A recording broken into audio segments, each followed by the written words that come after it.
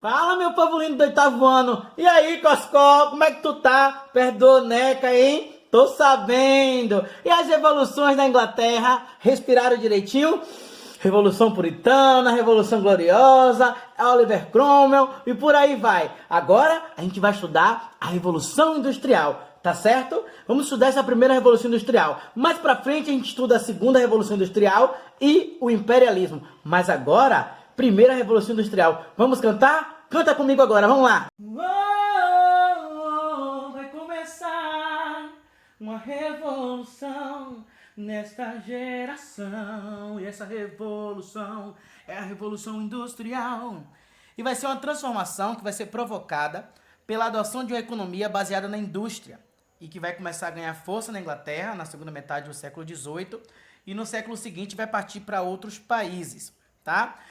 A forma de organização econômica atual, ela é a capitalista, que vai ser fruto dessa revolução industrial, ou seja, toda a nossa sociedade ela vai se basear na quantidade de dinheiro acumulado por cada indivíduo, meu povo. É sim. E esse desenvolvimento da sociedade capitalista vai estar intrinsecamente, ou seja, fortemente relacionado ao fortalecimento de uma burguesia durante a crise do antigo regime lá atrás. Lembra? Essa quebra do absolutismo, do mercantilismo lá atrás que a gente viu na Revolução da Inglaterra, tá certo?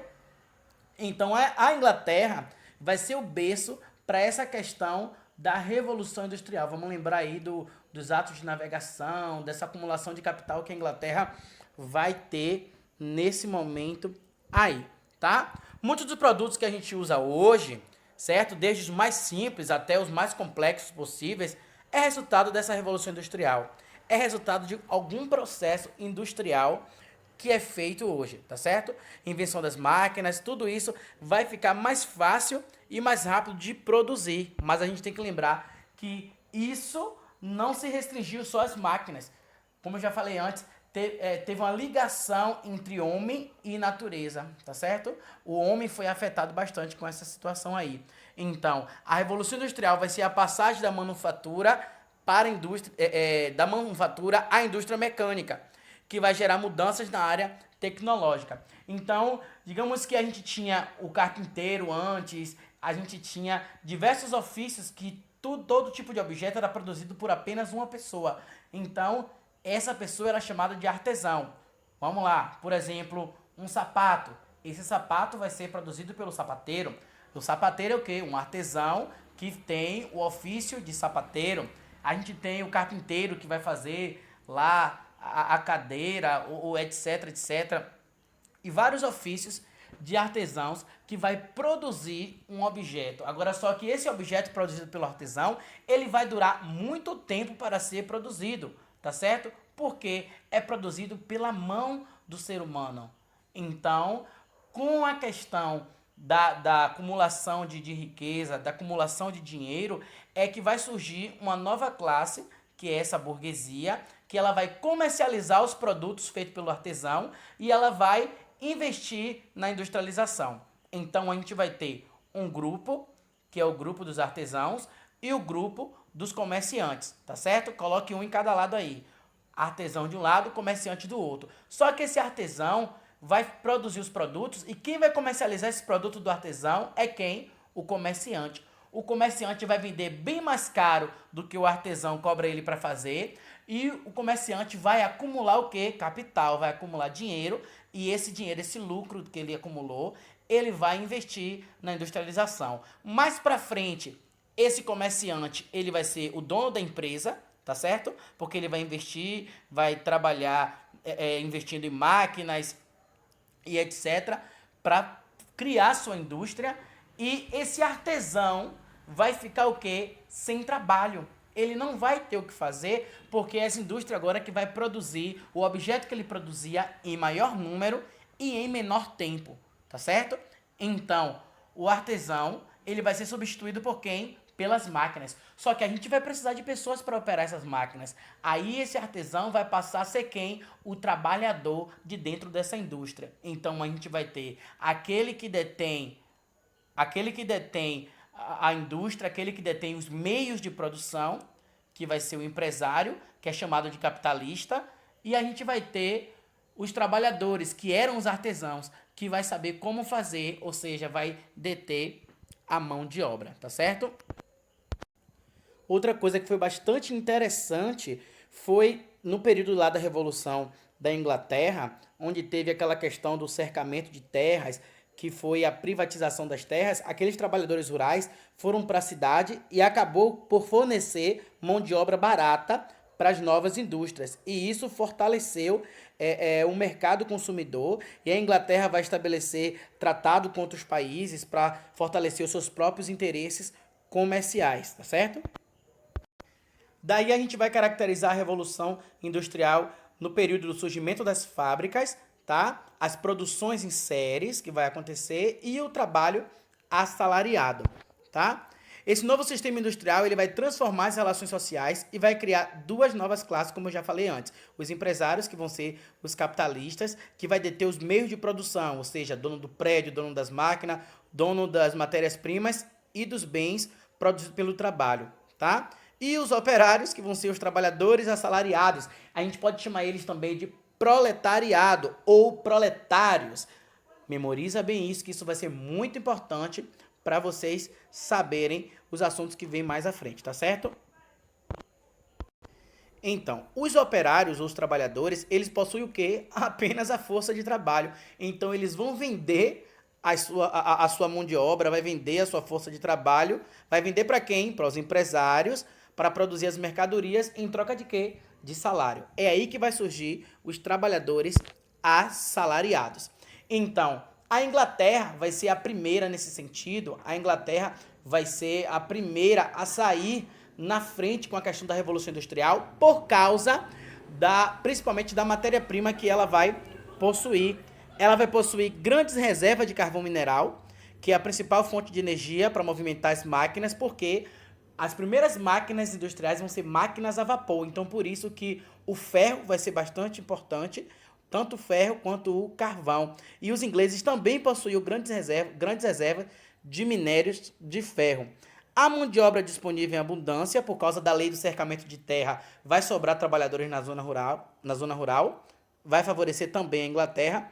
E a burguesia inglesa tinha capital suficiente para financiar as fábricas. Então a gente já tem aí uma burguesia inglesa, essa classe burguesa, que eu já falei como foi que elas surgiram a partir a partir do comércio dos produtos que os artesãos produziam, tá certo? E o mercado consumidor inglês vai favorecer esse pioneirismo, porque vai contribuir fielmente às produções industriais da Inglaterra. Então a Inglaterra teve todo um aparato para poder estar à frente na Europa, porque ela vai ser a primeira com essa questão da Revolução Industrial. Então, o primeiro ramo industrial a utilizar as máquinas vai ser fiação e tecelagem de algodão. Então, a área de tecido. Então, a área de tecido vai ser o primeiro investimento lá da Revolução Industrial na Inglaterra, tá certo?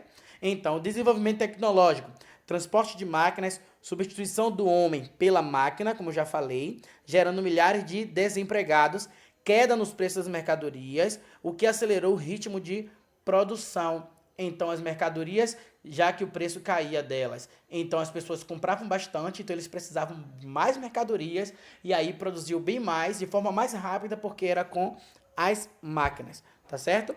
Os tecidos de algodão vinham sendo cada vez mais procurados, e aí vai haver uma grande aceitação desse produto nas colônias. Então a gente vai ter a Inglaterra e todas as colônias inglesas vai passar a consumir esses produtos aí. E não vai haver leis que vai impedir o progresso dessa área industrial, porque é uma área nova, uma coisa nova, tá? Então, tudo vai ser novo quando surge. Não quero falar do coronavírus, não. O coronavírus é novo também, tá aí tentando até hoje se descobrir uma cura para o negócio. Mas vamos voltar para o assunto, tá certo? Os capitalistas desse período vai estimular financeiramente os inventores para que eles superem a forma antiga de se tecer e fiar, ou seja, para que esses inventores sempre inventem máquinas modernas naquele período.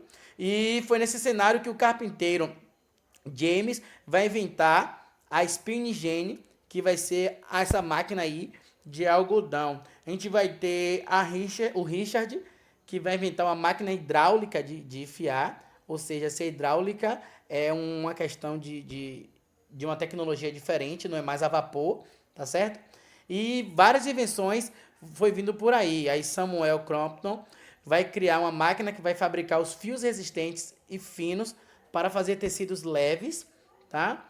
E James vai aperfeiçoar a máquina a vapor, que também vai ser um importante advento. Eu quero que vocês fixem bastante que a matéria-prima principal para essa revolução industrial acontecer vai ser o ferro e o carvão, tá certo? Por quê? Porque a primeira máquina foi a máquina a vapor. Em 1807 foi inventado o barco a vapor, em 1814 a locomotiva. Então, tudo isso vai ser invenções que vão impulsionar essa industrialização. Nos dias de hoje, as máquinas são controladas por computadores porque elas são complicadas, enquanto que no período da Revolução Industrial as máquinas eram simples, sendo compostas apenas por motor, a transmissão que regulava o motor e as ferramentas, tá certo? Aí, durante a Revolução Industrial vai ocorrer a divisão do trabalho. Cada operário vai executar uma tarefa. O trabalho era totalmente dividido. Lembrando que a tecnologia vai estar pautada no desenvolvimento de máquinas modernas que vão produzir de forma rápida e regular, substituindo a logística do trabalho artesanal, como a gente já falou antes, tá certo? E a utilização dos recursos minerais, como ferro e carvão mineral, como matéria-prima e fonte de energia, tá? Com todo esse avanço tecnológico, a gente vai ter a produção têxtil, da indústria têxtil, como a primeira, né, na Inglaterra nesse sentido. Por quê? Lembra como eu falei que a produção antes era baseada na produção do artesão? Então, existia muita produção em casa artesanal de tecidos de lã. Então, por esse motivo é que os comerciantes compravam muito tecido de lã e revendia para outros lugares, acumulou capital e investiu aí na aquisição desses teares modernos, que é as máquinas de produção de tecido.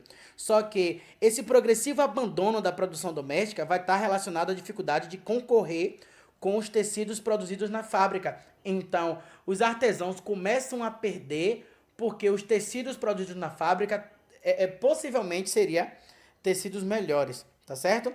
Então, todo esse processo produtivo foi racionalizado e os trabalhadores passaram a realizar apenas uma parte do processo. Bora por uma coisa que a gente pense e que seja mais fácil pra gente. O carro.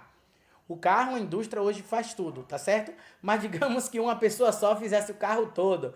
Hoje, claro que isso não existiu, tá? Mas hoje, uma pessoa trabalha na parte da roda, outra trabalha na parte da chaparia, outra trabalha na parte do motor e por aí vai. O que eu quero dizer é que o artesão antes sabia fazer o processo todo. Quando ele passa a ser o proletário, quando ele passa a ser o trabalhador, ele só vai fazer o quê? Parte do trabalho. Então, cada operário executava uma tarefa. Logo, cada um tornou-se leigo no processo completo. Então, houve um processo aí de tornar o trabalhador leigo. Leigo, ou seja, sem conhecimento do processo produtivo completo. Ou seja, só sabe parte. É que nem ali na fábrica da Mastroto. Um fica com a parte de molhar o couro, outro fica... Eu não entendo o processo produtivo do couro. Mas cada pessoa ali na Mastroto faz um processo diferente. Entendeu?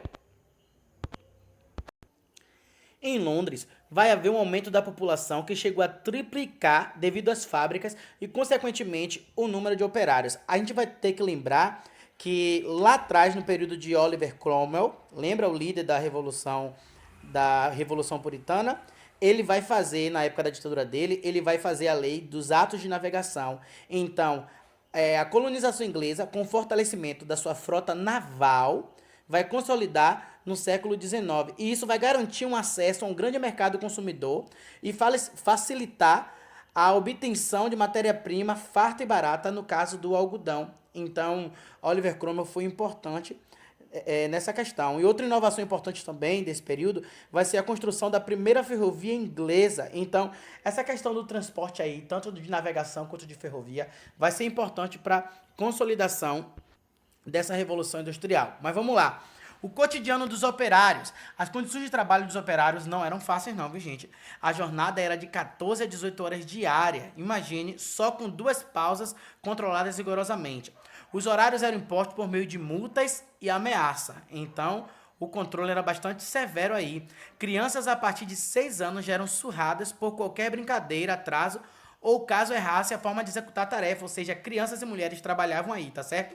As mulheres e as crianças recebiam menos da metade do salário de um homem, por isso eram a mão de obra preferida dos patrões. Imagine, para poder explorar tanto as mulheres quanto as crianças, tá? Mas isso não vai ficar assim não, viu? Vai ter revolução pela frente aí por causa disso. E o que, que vocês me dizem da lei trabalhista? Tá pensando que existia, gente? Tudo era novo. Não tinha nada na Inglaterra, nem seguro-desemprego, nem 13º, nem seguro-acidente, nem direito de greve, nada, FGTS, nada disso. Tudo isso era novo. Não tinha descanso semanal remunerado, nem aposentadoria, nem licença maternidade. Ou trabalhava, ou ficava com fome. E aí a gente vai conhecer um movimento chamado ludismo. O ludismo vai ser um movimento que vai ocorrer na Inglaterra e que vai protestar contra essas máquinas trazidas pela Revolução Industrial, tá certo? As reclamações elas vão se concentrar o quê? Na substituição da mão de obra pelas máquinas, que por serem mais eficazes, acabou com o emprego dos trabalhadores. Então, o ludismo, eles vão brigar literalmente contra as máquinas. O jornalista da época vai afirmar que os ludistas eram aqueles que comandavam a quebradeira das máquinas. Então, eles eram uma revolução mais radical, tá certo? Eles vão brigar literalmente.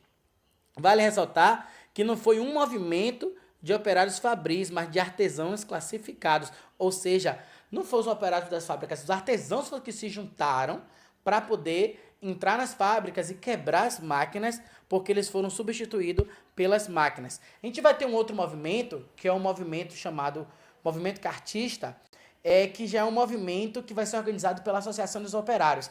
Ele vai ser um movimento mais pacífico, ele vai ser um movimento que vai tender por um acordo, por conversação, para que haja melhores condições de trabalho e acabe com a questão do voto censitário, que o voto censitário era o voto porque tinha mais dinheiro. Claro que isso vai ficar com a questão da burguesia, que é a burguesia que tinha o dinheiro. Vai se destacar a formação de associações também, denominada trade unions, que vão evoluir lentamente as reivindicações e originar os primeiros sindicatos modernos. Imagina o sindicato hoje que você conhece, sindicato trabalhador, sindicato trabalhador rural, sindicato disso, sindicato daquilo, tudo isso surgiu aí nesse período do movimento cartista, tá? Esse cartismo teve um caráter nacional, né? Porque ele se expandiu totalmente, mas de certa forma também teve um caráter local, porque essa forma de protesto, essa forma de negociação, os métodos de manifestação, usou a tradição de cada região, entendeu? Então o diferencial foi esse aí. Ah, mas o governo inglês não deu trela nem pro ludismo, nem pro cartismo. Mandou reprimir movimento, mandou reprimir greve, tumulto, tudo. Mas mesmo assim, o movimento operário continuou crescendo e pressionando todo esse governo aí. Os operários se uniram contra as péssimas condições que eles tinham de trabalho e também eles queriam a participação política, eles queriam representantes da classe trabalhadora dentro do parlamento. E é por isso que eles vão se juntar e redigir a chamada Carta do Povo. E aí eles vão conseguir as leis trabalhistas, vão conseguir que os países industrializados atendessem essas necessidades promulgando tais leis. Olha só, redução da jornada de trabalho para 10, 9, 8 horas, já é alguma coisa. Regulamentação do trabalho da mulher e do menor, proibindo o menor de 14 anos a trabalhar. E aí vai instituir salário mínimo, descanso remunerado, direito às férias, tudo que não tinha direito vai passar a ter a partir dessas leis. E como essa revolução industrial causou um impacto na sociedade, correu vários problemas sociais nessa época, vai surgir vários pensadores com a intenção de justificar, teoricamente, essa exploração do trabalho, certo? Mas eles vão criticar o capitalismo, vão censurar o capitalismo e vão apresentar medidas e maneiras de organizar essa sociedade. E aí a gente vai encontrar socialistas e anarquistas nesse período. O liberalismo econômico. O liberalismo econômico vai ter por objetivo defender o livre comércio entre países, a não intervenção do governo nessa operação da economia e a livre concorrência, tá certo? Por que tá falando isso?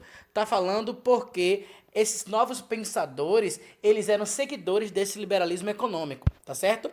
Então, eles eram seguidores de que existisse essa livre concorrência, de que existisse o comércio, de que existisse tudo isso, mas eles vinham com uma explicação para isso aí. Então, um dos principais defensores desse liberalismo vai ser Adam Smith, chamado pai da economia, né? Lá na aula de iluminismo a gente vê isso. acreditava que a iniciativa privada deveria agir livremente, ou seja, as empresas devem agir livremente, não deve ter nenhuma intervenção do governo, o governo não deve se meter em nada não, tá? A competição livre entre os diversos fornecedores vai levar não só à queda do preço das mercadorias, mas também às constantes inovações tecnológicas na ânsia de baratear o custo de produção e vencer os competidores. Então, a gente vai ter o quê? A concorrência hoje que a gente tem de celulares. Vamos supor, a Samsung lança um, a Motorola lança outro, e a Lenovo, que é a mesma Motorola, né? O iPhone lança, a Xiaomi lança. Então, vai essa concorrência desses grandes fornecedores. Mesma coisa da Coca-Cola com a Pepsi e etc. Ou seja, é uma livre concorrência que concorre tanto que um vai tendo que baixar o preço por causa do outro. É igual ao supermercado quando um é perto do outro, tá certo? A gente vai ter Thomas Malthus, que ele vai dizer que qualquer melhoria no padrão de vida de grande massa é temporária, porque ocasiona um inevitável aumento da população, o que acaba impedindo qualquer possibilidade de melhoria. Então, ele não era favorável a essa questão da melhoria do padrão de vida da massa em si. Destaca que a população tende a crescer em progressão geométrica, enquanto que a produção de alimento aumenta em progressão aritmética. Portanto, o problema da pobreza é impossível de ser resolvido. Então, ele não era favorável a um padrão, a uma resolução com um padrão de melhora de vida do proletariado, não. Entendeu? Ah, cara de pau esse homem, viu? Vamos lá, a gente vai ter Davi Ricardo, né, que ele vai afirmar que os salários tendem a ser equiparados ao mínimo necessário à sobrevivência do operário. Então, é a questão do salário mínimo, né, um salário que seja suficiente para a questão da sobrevivência do trabalhador. Seu principal problema na época era explicar a causa do enorme aumento de preços pela qual a Inglaterra passava, que era a inflação. Quando o preço das mercadorias começa a subir, a gente chama de quê? De inflação. E é nessa busca que ele chega a duas teorias, que é a teoria do valor do produto e a teoria da repartição. Ele diz que os salários baixos e pobreza são consequências de uma lei natural conhecida como lei da oferta e da procura. Não há como ir, como ir de encontro a isso. Então ele está falando a questão tipo assim, se tem muita gente querendo comprar bicicleta, então vai ter que ofertar bicicleta para esse povo. Não vai ter para onde correr, tá certo? E o socialismo utópico, né, de Charles Fourier. Ele vai dizer que a sociedade deveria ser organizada em falancérios, que eram comunidades com menos de 2.000 pessoas, nas quais cada uma trabalharia na ocupação com a qual mais se identificasse. Imagine aí. Uma utopia, né? Ou seja, não vai existir grupo social, cidade com mais de 2.000 pessoas. É vilarejo. E a gente vai ter o mais famoso socialismo científico, que vai ser de Karl Marx e Friedrich Engels, que eles vão defender a ideia de que somente o proletariado poderia fazer uma revolução contra a principal classe capitalista. Eu tô lembrando aqui agora dessas carreatas que está tendo aí da classe capitalista, dos empresários, e para que o proletariado vá trabalhar, para que os trabalhadores voltem para as empresas, nessa questão do coronavírus, e esses trabalhadores todos em casa, fazendo revolução pacificamente. Né? Eles não quiseram estar em casa, mas estão sendo obrigados a estar em casa por causa do isolamento social do coronavírus. Mas voltando aqui, Karl Marx e Friedrich Engels, ele vai dizer que quem deveria tomar o poder político das mãos da burguesia por meios revolucionários eram os trabalhadores. E aí, por fim, ficar lá no poder, até por fim, as desigualdades sociais. Ele acha que a desigualdade social só vai acabar se os trabalhadores pararem, o mundo parou, né? Agora por causa da doença, pararem e fizerem uma revolução mesmo contra essa classe comandante aí, essa classe capitalista, tá certo?